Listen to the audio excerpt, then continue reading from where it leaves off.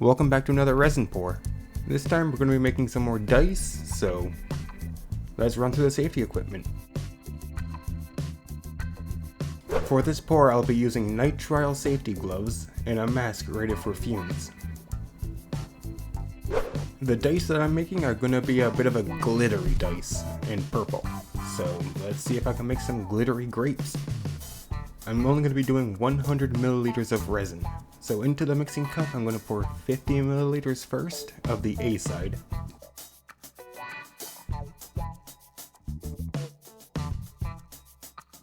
Followed by another 50 milliliters of B side.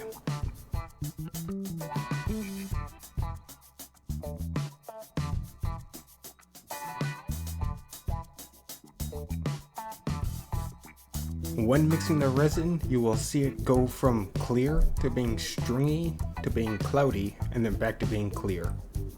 I am going to skip ahead for this process, but in any of my past videos you can see it happening. I just want to save time with this video. Alright, I'm going to add in the glitter paint. It's a clear glitter paint, so there will be no other colors in it except for just a nice glitter. One thing I learned with this stuff is it will take an extra 24 hours to fully cure, or to at least harden up properly.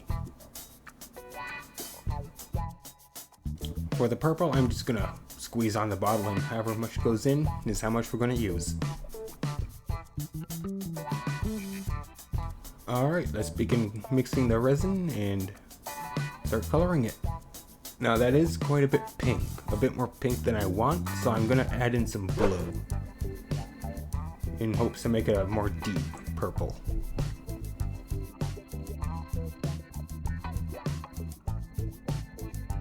I'll reattach my mixer and get back to mixing it together.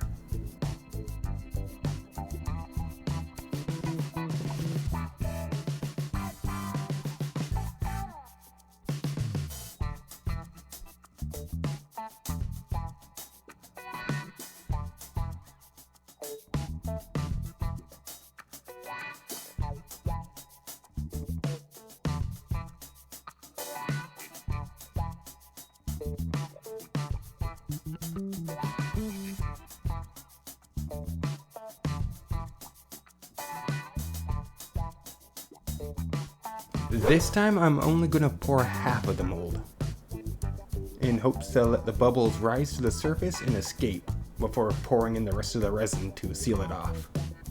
You'll see what I mean here. That is a problem I have with the D4. I always drop the resin in too quickly, and it'll make another void at the base.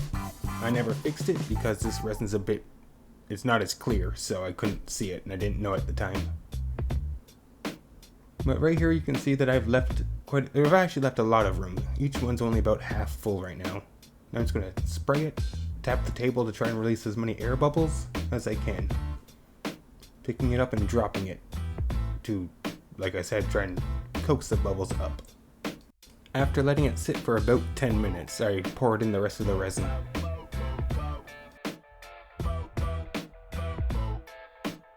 I wanted to do something else new here, so I grabbed some mica powder, and I'm actually going to brush it onto the lid mold. A quick spray of isopropyl alcohol to break any bubbles that have appeared on the surface, and grab a fan brush because I'm going to paint on the mica powder. I'm hoping it gets picked up by the resin, and at least one side will have a nice green top, and it's grape dice.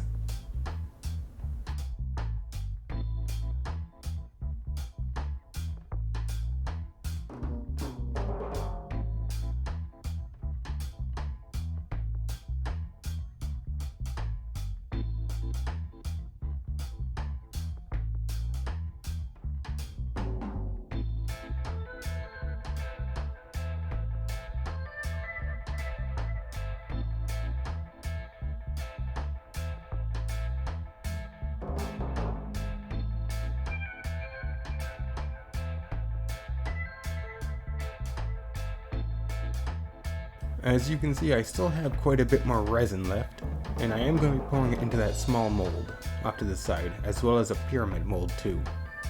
But there is one little problem with that. I forgot to record it. So, there you go. They've already been poured. I looked at my recording device and noticed it was not recording, so I do apologize for that. But all I really did was just pour liquid or poured resin on top of them, on top of the lid, and then filled up those other two molds. So you're not really missing much.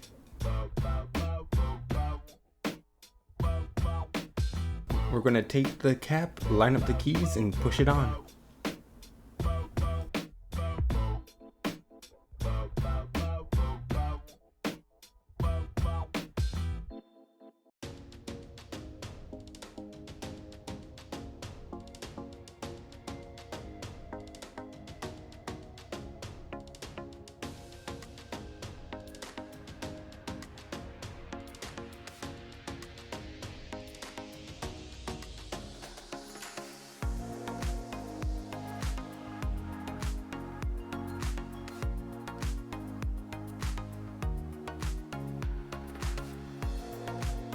It's been about 24 hours and I want to see how the resin is, how it's doing. And it's quite squishy still, but it is capable of holding its own form. So I kind of want to demold something, so let's take out the pyramid in the bowl, get a close-up of them.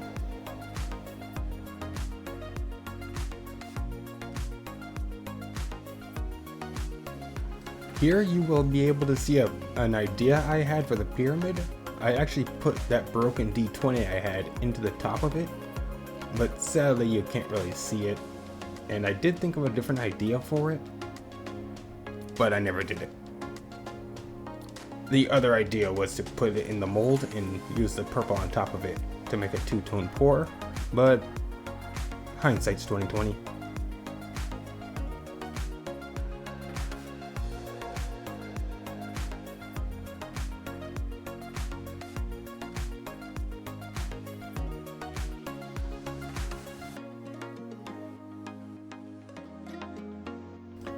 Okay, everything's out of their molds except for the dice, which I am going to let them sit for another day, just because the dish and the pyramid are still quite malleable, so I don't really trust the dice coming out of their molds quite yet. We'll save that for tomorrow.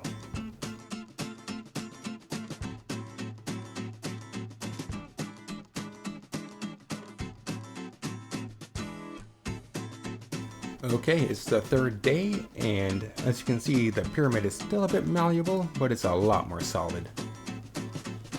And the same goes with the dish. So we're going to take out the dice and see how they look. And they look incredible. Apart from that one void, the top surface is flawless. There is not a single bubble on it. So let's get the rest of the dice out.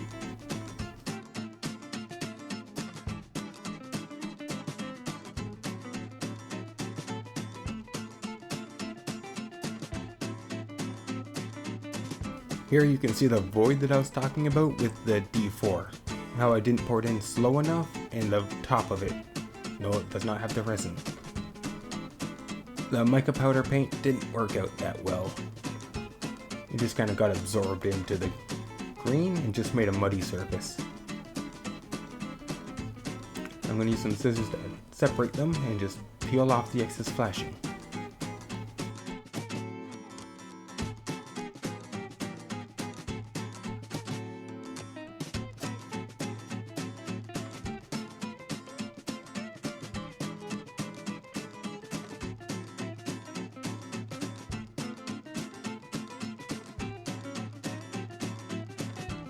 There are some bubbles here and there, but in all, I think these are by far my best poured. I do not know if it's because the mica powder on the surface stopped any bubbles that would have appeared on the surface, or if it's because of how I did the pouring. I'll do an experiment again next time and find out.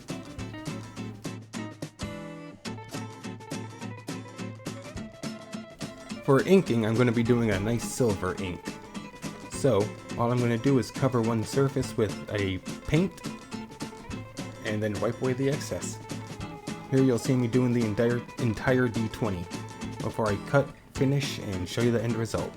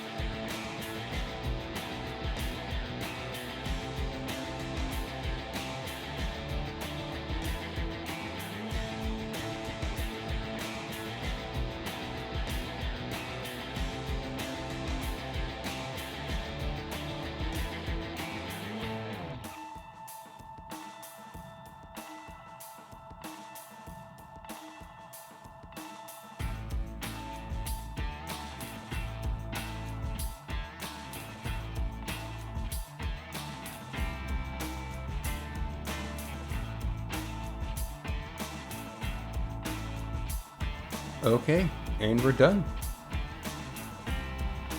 The silver paint goes really nice with the purple. The numbers stand out beautifully.